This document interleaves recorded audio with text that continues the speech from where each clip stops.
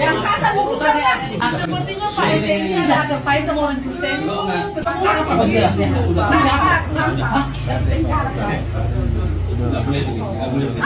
Sebetulnya Pak RT ini dewasa. Aku sama ibu kesana. Sini. Ajar kalian. Udah. Bahwa kami sudah mendirikan gereja, tapi saya ibadah. Masa sejak saya ibadah saya mengucap. Yang penting kan sudah disampaikan palasi di kantor desa. Kami tidak mendirikan gereja.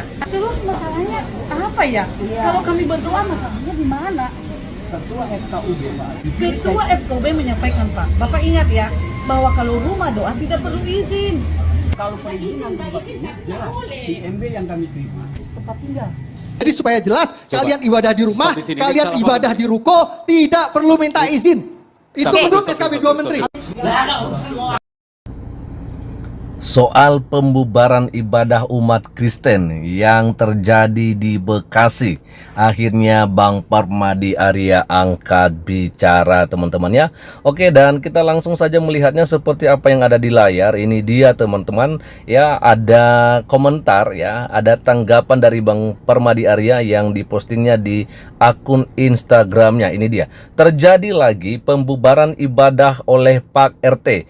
Infonya di Blok S2 Graha Prima Baru, Mangunjaya, Tambun Selatan, Bekasi, hari Minggu kemarin 18 Juni 2023.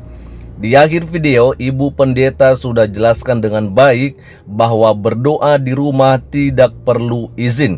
Itu sesuai dengan SKB 2 Menteri. Namun oknum warga ngotot akibat otak kurang nutrisi, IQ kurang sedikit. Wow, luar biasa. Mohon atensi Abangda PBB Pemuda Batak Bersatu.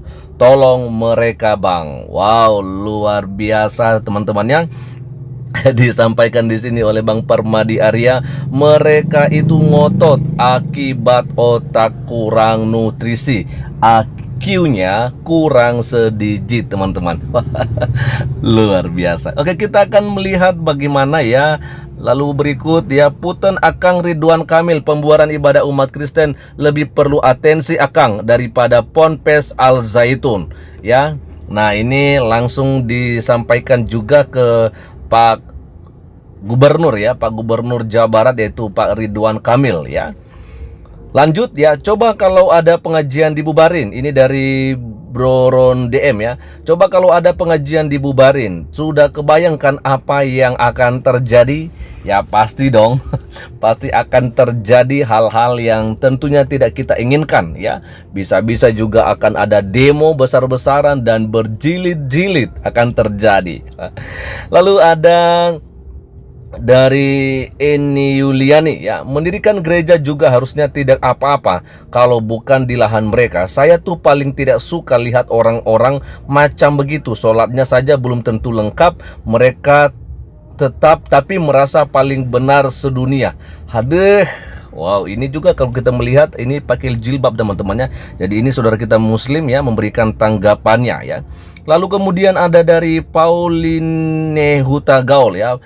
Bagi agama Kristen, ibadah doa di rumah itu seperti kita umat Islam mengadakan pengajian atau yasinan di rumah. Ya, jelas. Jadi yang penting di situ adalah ada perkumpulan, ada persekutuan dengan umat-umat Tuhan, dan di sana ada diadakan yang namanya doa dan juga diberitakan yang namanya firman Tuhan. Dan itu hal biasa sebenarnya, teman-temannya. Hanya saja mereka yang kadrun-kadrun ini ya begitulah kelakuan mereka ya. Lalu ada juga komentar dari Denisa di Sawara ya. Ibu baju hitam sabar banget, sementara Pak RT kurang gizinya.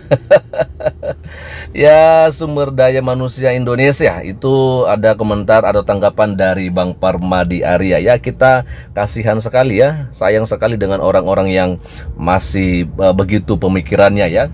Ada dari Benny Simanjuntak, banyak setan-setan mengatasnamakan agama yang seperti mereka pahami adalah kebenaran bagi mereka. Setan mana pernah merasa salah? Ya betul itu, karena memang ya yang namanya juga setan dia tidak akan pernah merasa dan tidak pernah sadar diri bahwa dia memang ada kesalahannya ya. Lalu kemudian ada komentar dari David Simamora teman-teman ya. Ini dia, kita akan bacakan saja. Atur aja lah sesuka kalian lah. Seperti biasa, kita nggak masalah kok mau diibadah di mana saja. Tuhan kami ada di hati kami. Yes ya. Tapi ketika nanti kelak Tuhan Yesus datang ke dunia, semua akan diadili sesuai dengan perbuatannya di dunia. Tuhan Yesus berdoa, "Ya Bapa, ampunilah mereka sebab mereka tidak tahu apa yang mereka perbuat." Ya, betul sekali ya. Karena memang sebenarnya hal-hal yang begini-begini kita sudah tidak lagi heran ya, karena sudah sangat sering terjadi di Indonesia ini ya. Hanya saja ya, kita tentu akan terus menyuarakannya karena ya negara kita adalah negara demokrasi ya. Kita mempunyai hak untuk menyampaikan yang menjadi keluhan kita tentunya teman-teman ya. Oke, lalu kemudian ada juga komentar dari Maria Iras ya.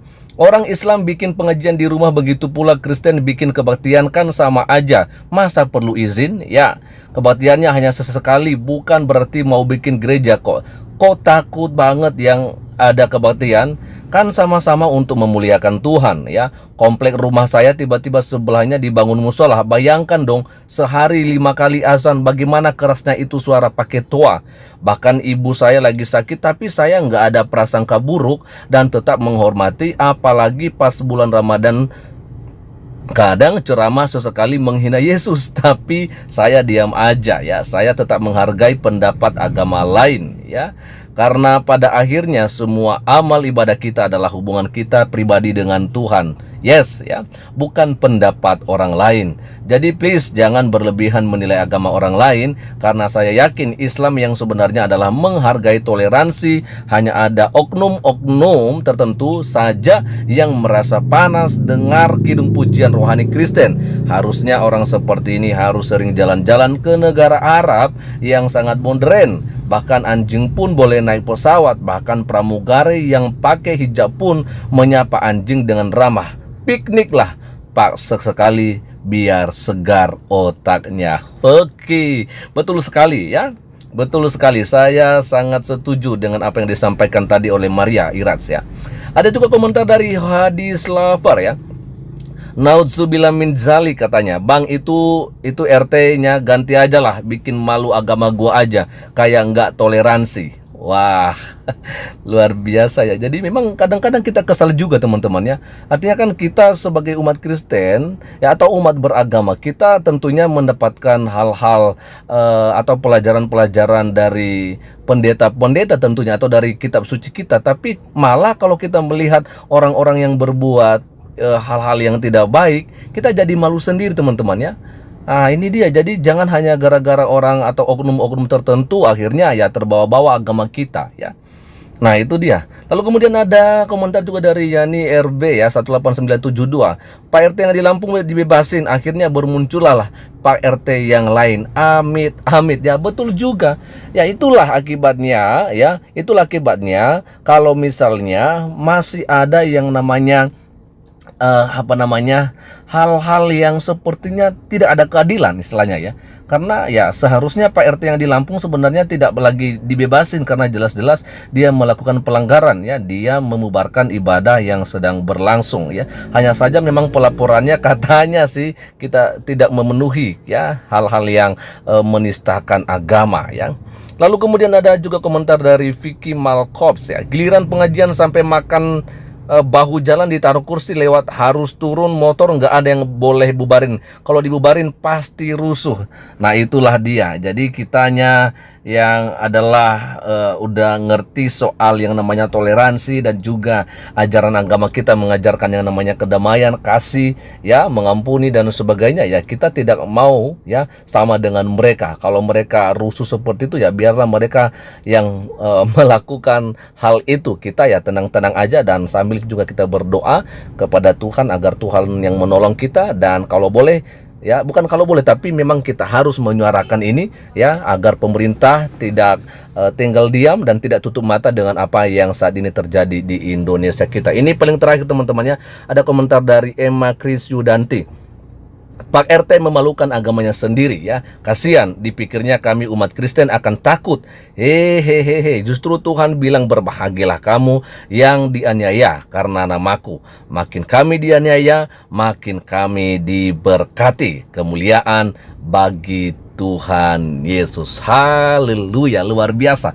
Nah, itu dia teman-temannya yang tadi kita lihat dari apa yang disampaikan oleh Bang Permadi Arya. Yang saya lihat di sini tuh bahwa ya mereka oknum warga yang ngotot membubarkan ibadah di Bekasi itu adalah mereka yang IQ-nya kurang sedikit, dan itu terjadi karena otaknya kurang nutrisi. Luar biasa untuk Bang Permadi Arya yang selalu memberikan waktunya ya, meluangkan waktunya untuk menyampaikan hal-hal yang seperti ini. Tentunya apa yang Abang lakukan ya adalah sesuatu yang luar biasa, dan tentunya hanya ucapan terima kasih yang bisa kami sampaikan untuk Abang Permadi Arya, seraya kami mendoakan kiranya Abang diberikan kekuatan oleh Tuhan Yesus Kristus ya, dan juga istri, anak-anak, dan apapun yang menjadi aktivitas setiap harinya. Sekian saja untuk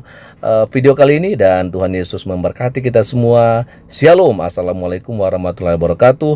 Om Swastiastu, Namo Buddhaya, salam kebajikan dan salam cinta damai dari saya, Perianto Zamasi.